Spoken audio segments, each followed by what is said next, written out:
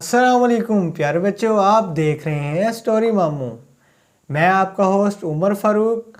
आज की वीडियो बहुत ही ज़बरदस्त है। उम्मीद करता हूँ आप मेरी पिछली वीडियो भी शौक़ से देख रहे होंगे। वीडियो देखने से पहले आप हमारे चैनल को सब्सक्राइब करें ताकि आप हमारी नए आने वाली वीडियो से लुत्फ़ अंदोज़ हो सकें। प्यारे बच्चों, आज की कहानी चूंटी और टीडे के दरमियान है। कहानी बहुत ही मज़ेदार है।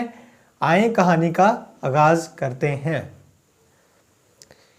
एक चूंटी थी, वो कहीं जा रही थी। रास्ते में एक टीडा मिला। कहने लगा, चूंटी बहन ज़रा रुक जाओ।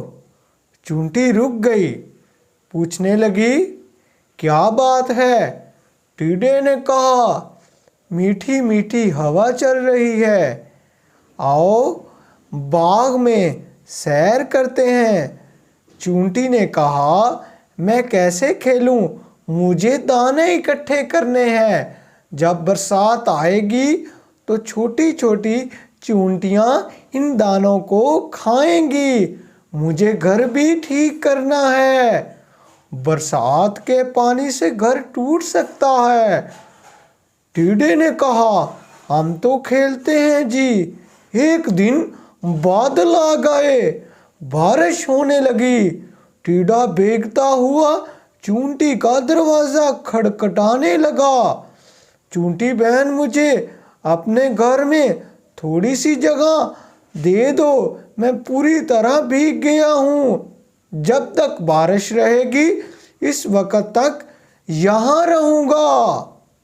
चूंटी बहुत ही हैरान हुई और टीडा कहने लगा, बारिश के बाद यहाँ से मैं चला जाऊँगा। चूंटी बोली, भाई टीडे, तुमने सारा साल काम नहीं किया, तुम अपना घर नहीं बना सकते। मुश्किल वक्त के लिए कुछ अनाज भी जमा करके नहीं रखा, जाओ, तुम्हारी मदद नहीं कर सकती।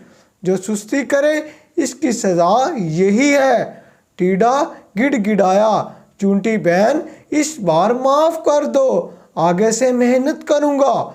चूंटी ने कहा टीडे को, चावल के कुछ दाने दे दे। कहने लगी, लो खा लो, लेकिन मेरे घर में तुम्हारे लिए कोई जगह नहीं है। टीडा रोता रोता शक्ल बनाते हुए चला गया। प्यारे बच्चों, हमें अपना काम वक्त पे करना चाहिए। अगर हम अपना टाइम ज़ाया करेंगे तो हम नुकसान में रहेंगे। इससे हमें कहानी से ये नुकात से फ़ायदा मिलता है कि हमें अपने काम को तरजीह देना चाहिए। अगर कोई मेहनत कर रहा है तो हमें चाहिए हम उससे ज़्यादा मेहनत करें और इसलिए कामयाब हो जाएंगे। ऐसी वीडियो देखने के लिए हमारे चैनल को सब्सक्राइब करें। शुक्रिया।